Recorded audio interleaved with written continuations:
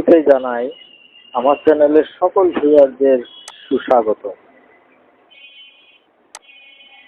আজ একটি library management system নিয়ে আলোচনা করব।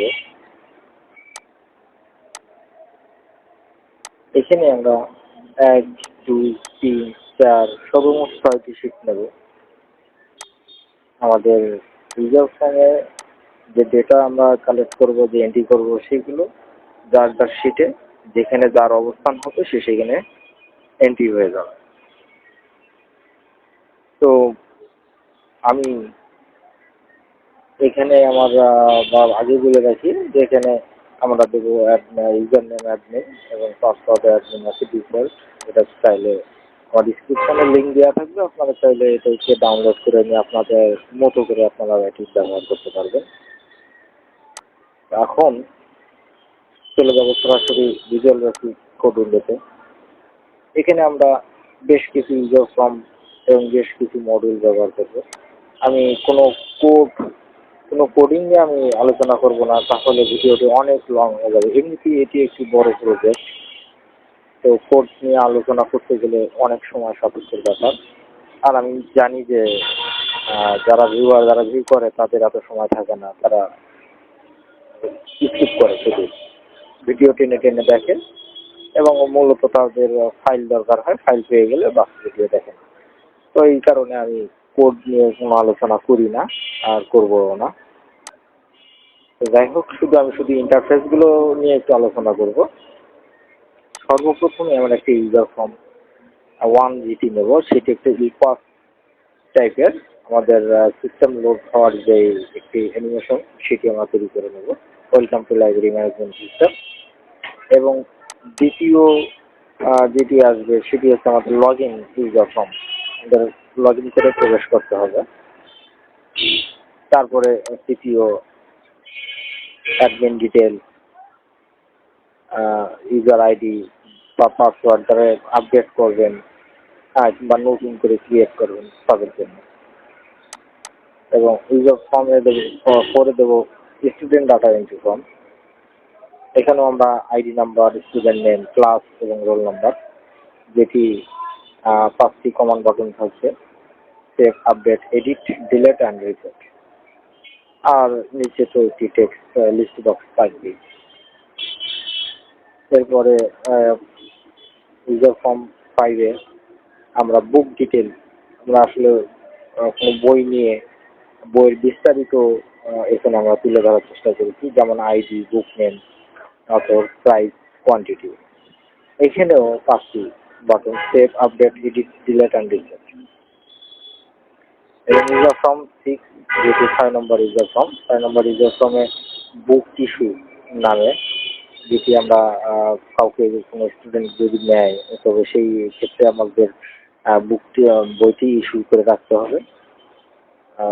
তার সেই সংক্ষিপ্ত বিবরণ এখানে দেওয়া থাকবে: ID, student ID, student name, book ID, book name এবং ইস্যু ডেট। এরপরে এখানেও আমাদের 5টি কমন বাটন থাকবে। এবং ইউজার ফর্ম 7 নম্বর ইউজার ফর্মে এখানে year, month, day, issue, return, exit, ছোট্ট একটি ডিজাইনটি হবে ছোট্ট। এবং 8 নম্বর ইউজার ফর্মে বুক রিটার্ন, কেউ যদি কোনো বই রিটার্ন ব্যাক করে, তো সেই ক্ষেত্রে ওইটাই আমাদের তথ্য তো থাকতে হবে, ইস্যু করতে হবে। তো সেই ক্ষেত্রে এখানেও একই book detail, ID, student name, book ID, book name, issue date, return date এবং ফাইন। এবং সর্বশেষ 9 নম্বর যে ইউজার ফর্মটি আছে সেটি হচ্ছে school details entry. School name, many capital name, state, year, machine code, operator, head teacher, submit that. Okay. এবং এখানে আমরা 3টি মডেল নেব। আমি কোনো কোড নিয়ে আলোচনা করব না, কিন্তু মডিউলের সংক্ষিপ্ত 3টি কোড থাকবে। তো আমরা এই ভিজুয়াল বেসিক থেকে বেরিয়ে যাব।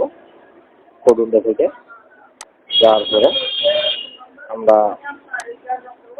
সরি আমার একটু ভুল হয়ে গেছে, আমরা আবারও ভিজুয়াল বেসিক কোড উইন্ডোতে যাবো। এখানে আমার ছোট্ট একটি কোড লিখতে হবে, এটা আমি লিখিনি। আমাদের ইউজার ফর্ম 1টি কপি করে নিলাম এবং দিস ওয়ার্কবুক একটি ডাবল ক্লিক করে আমরা এখানে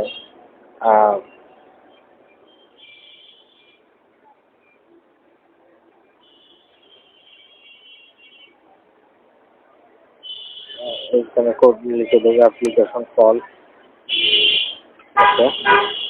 ইউজার ফর্ম 1.show।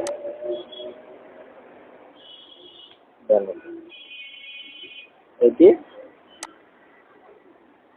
ডিক্লিয়ার,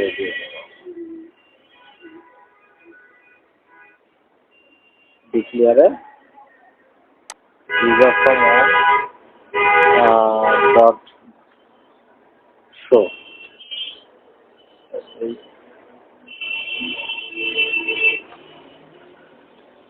এবং অ্যাপ্লিকেশন ভিজিবল ফলস করে দেবো।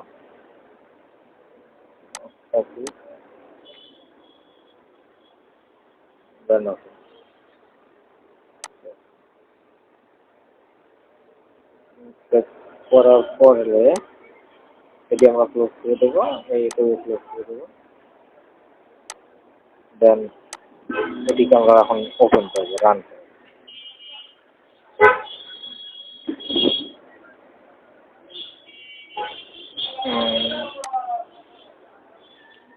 আমার এটি এখন পরিপূর্ণভাবে রান হয়নি, হয়তো কোনো জায়গায় মিসিং আছে।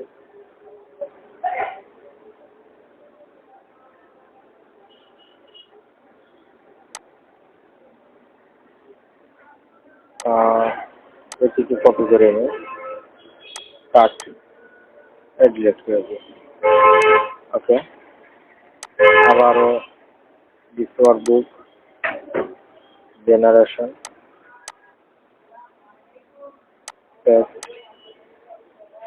ওকে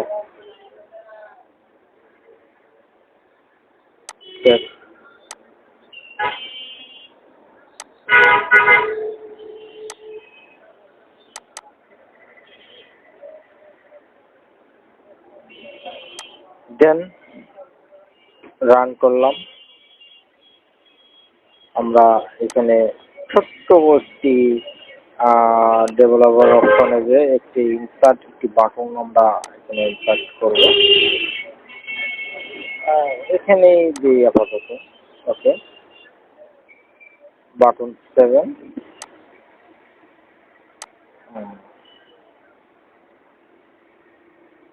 this Peter no this notebook no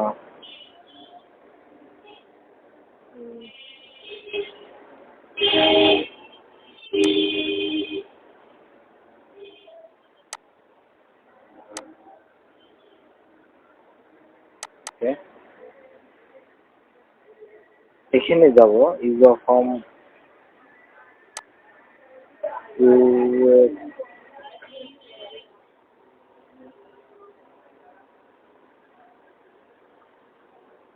user form 1.show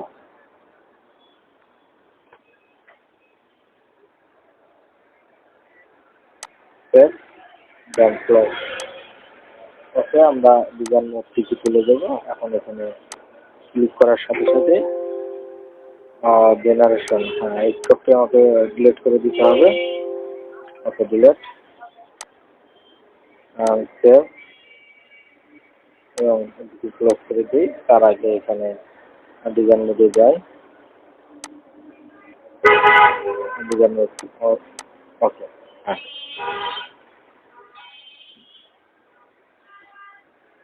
বাহ, এখানে লিখতে হবে, বড় হাতে দিতে হবে ক্যাপিটাল অ্যাডমিন, এন্টার। এখানেও দিতে হবে অ্যাডমিন,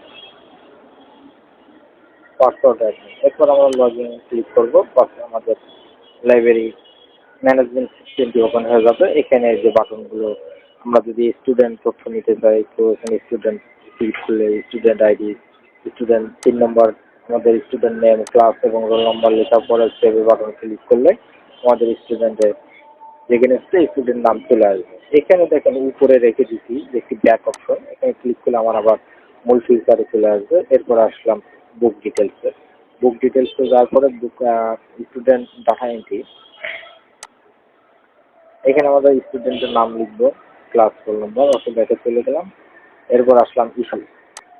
ইস্যুতে যাওয়ার পরে আমরা বুক ইস্যু করলাম যে আমরা কাকে কি বুক দিচ্ছি। আবারও ব্যাকে যায়, যাওয়ার পরে রিটার্ন, যদি কেউ আমাদের কাছে কোনো বই রিটার্ন করে তো সেই রিটার্ন দেখা যাচ্ছে যে এখানে 1 নম্বরে ইস্যু আইডি, স্টুডেন্ট নেম, বুক নাম দেওয়া ছিল আই লাভ ইউ এবং ডেট, রিটার্ন ডেট। সেই ইস্যু করেছিলাম 23 তারিখ 23/2 এবং হচ্ছে রিটার্নও হচ্ছে 23/2। ফাইন হয়েছে স্যার 100 টাকা। ওকে, আমরা ব্যাকে চলে গেলাম। এরপর আসলে এখানে লেভেলে রাখছি অ্যাডমিন। অ্যাডমিনে গেলে আমরা একটি নতুন ইউজার এখানে ক্রিয়েট করতে পারবো। ব্যাকে চলে যাই। এরপর আসলো স্কুলে ক্লিক করলে আমাদের স্কুল নেম, স্কুল ডিটেলস এখানে চলে আসবে, ব্যাকে গেলাম। এরপর আসলো এক্সেল, আমাদের এই ওয়ার্কবুকটি এখানে থাকবে। সুন্দর একটি প্রজেক্ট, আপনারা অবশ্যই আপনাদের অনেকেরই কাজে লাগবে।